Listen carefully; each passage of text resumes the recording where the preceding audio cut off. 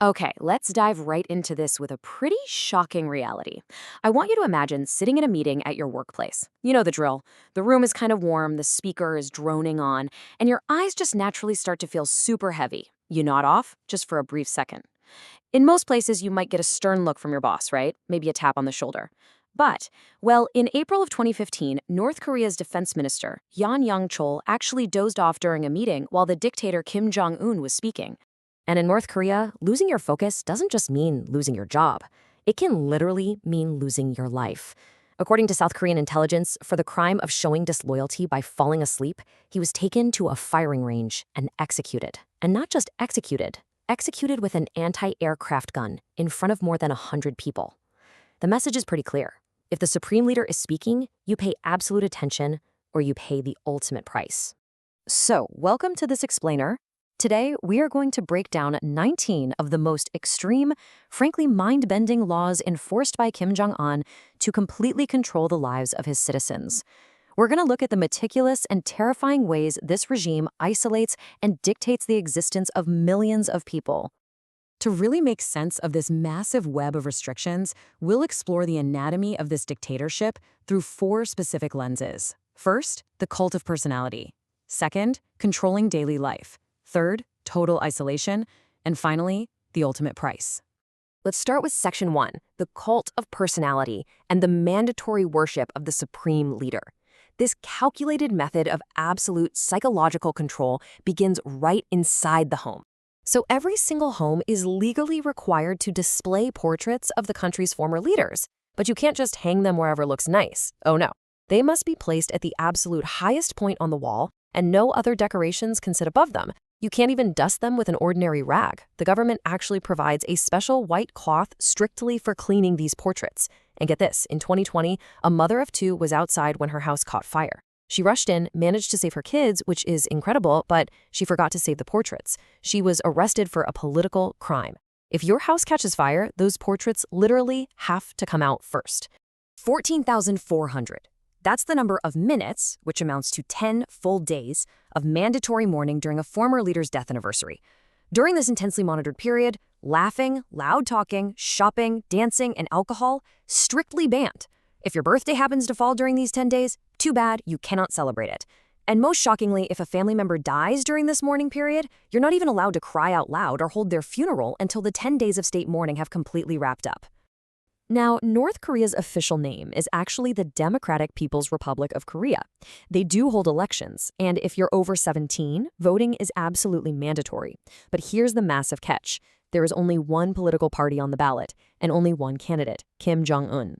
Citizens know full well that failing to vote or trying to vote against him is basically a death sentence. So surprise, surprise, the state always reports a 100% voter turnout, with 100% of the votes going straight to the supreme leader. Because the Kim family demands absolute, undivided devotion, all other religions are strictly outlawed. The state aggressively promotes atheism because the Kim family themselves are the ones meant to be revered as gods. Just to put this into perspective, an American tourist named Jeffrey Fowle was actually arrested and thrown in prison for 5 months simply because he accidentally left a Bible in the bathroom of a restaurant he was eating at. Moving on to Section 2, controlling daily life. We're talking about micromanaging existence. The state literally dictates everything, right down to the hair on your head. There are exactly 28 state-approved hairstyles. If you're a guy, you get to choose from 10 specific cuts. If you're a woman, you have 18 options. Copying hairstyles from the outside world is totally forbidden. But even more critically, copying Kim Jong Un's unique hairstyle is a massive legal offense. Only he is allowed to wear his hair that way. The state even controls names. When Kim Jong Un took power, anyone sharing his name was forced by law to change it. I mean, imagine being thrown in jail over a haircut. It's just a very calculated way to destroy individuality right at the surface level.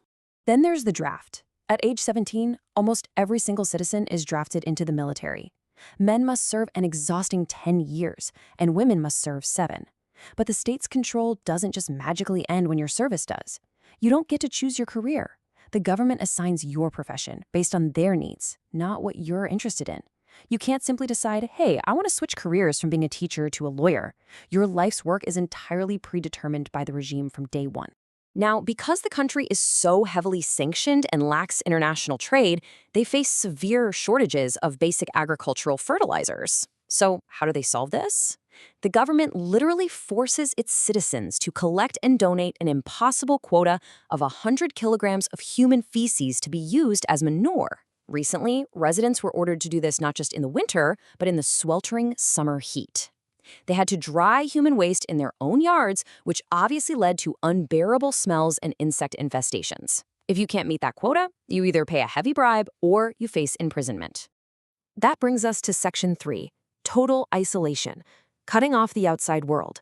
Building on all these daily rules, the regime's very survival entirely depends on keeping its citizens completely in the dark.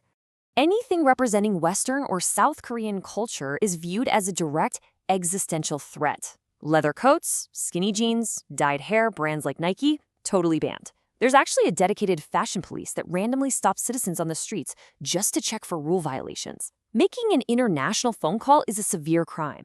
One factory owner was publicly executed simply for having a basement full of phones used to call outside the country. And consuming outside media is deadly. Rare footage recently showed two 16-year-old boys being sentenced to 12 years of hard labor in public just for secretly watching South Korean K-dramas. Yet, in an astonishing display of sheer hypocrisy, these rules really only apply to the poor. While ordinary citizens are violently punished for Western influences, elite department stores in Pyongyang freely sell original Rolexes, Adidas, and Dior to the wealthy. In fact, Kim Jong Un's own wife, Ri Sol-ju, is frequently spotted carrying expensive Christian Dior purses and wearing Western luxury brands. It's just an incredible contradiction. And to make sure the public never realizes this massive disparity, televisions are completely locked down. There are only 4 state-owned TV channels available in the entire country, and they just play continuous propaganda praising the Kim family as gods. Most citizens have absolutely zero idea about what is actually happening in the rest of the world. This isolation is literally visible from space. If you look at satellite imagery at night, neighboring China and South Korea are glowing with bright, vibrant city lights. But nestled right in between them is this massive black void, North Korea. Due to a collapsed economy, super outdated infrastructure, and the state prioritizing resources for the military, electricity is incredibly scarce. Most homes receive no power at all, or maybe just a few hours a day. The entire nation remains in literal and figurative darkness. Which leads us to our final section, the ultimate price, the fatal cost of disobedience. Let's take a look at the terrifying consequences for those who actually attempt to defy or escape these suffocating restrictions. To maintain perfect order, the regime enforces something called the 3 generations rule. This one is absolutely brutal. If someone commits a political crime or tries to escape the country, the punishment doesn't end with them.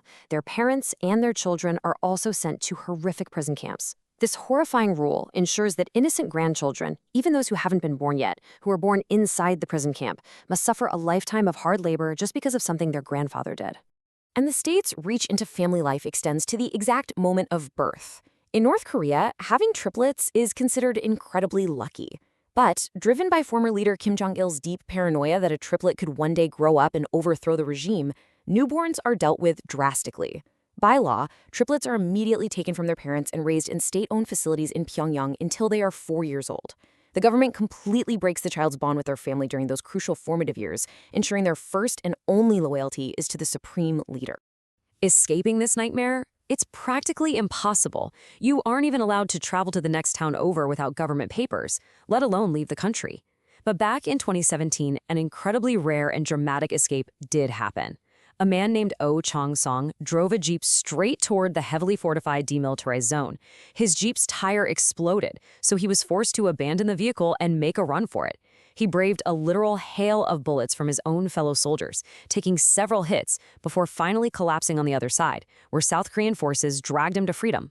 Honestly, it is an absolute miracle he survived. But the regime's brutality isn't reserved just for its own citizens. It extends to foreigners, too. In 2015, an American college student named Otto Warmbier visited North Korea on a tourist visa. On his way out, he was arrested and accused of stealing a propaganda poster from his hotel wall. He was forced to read this tearful, clearly scripted confession and was sentenced to 15 years of hard labor. Investigations later revealed huge inconsistencies in the hotel's CCTV footage, suggesting he was completely set up. Just days after his arrest, North Korea conducted nuclear missile tests, which heavily implies Otto was just taken as a political hostage to keep America quiet. After 15 brutal months, he was sent back to the US in a vegetative coma and tragically died just days later. Even today, this erratic, dangerous behavior just continues unabated. Tensions at the border are as high as ever. Recently, Kim Jong Un has resorted to incredibly bizarre and antagonistic tactics, like filling thousands of balloons with actual garbage and human waste, and launching them over the border to drop onto South Korean neighborhoods, all while continuing to test deadly nuclear missiles. Taking a look inside these 19 rules shows us a society that is just uniquely engineered to suppress human will. From the forced hairstyles to the pitch-black nights visible from space, the level of control is absolute. It leaves us with a really haunting realization about the fragility of freedom, and it forces us to ask, how much longer can an entire nation of millions of people be kept completely in the dark? Thanks for joining me on this explainer. Keep questioning, keep learning, and I'll catch you in the next one.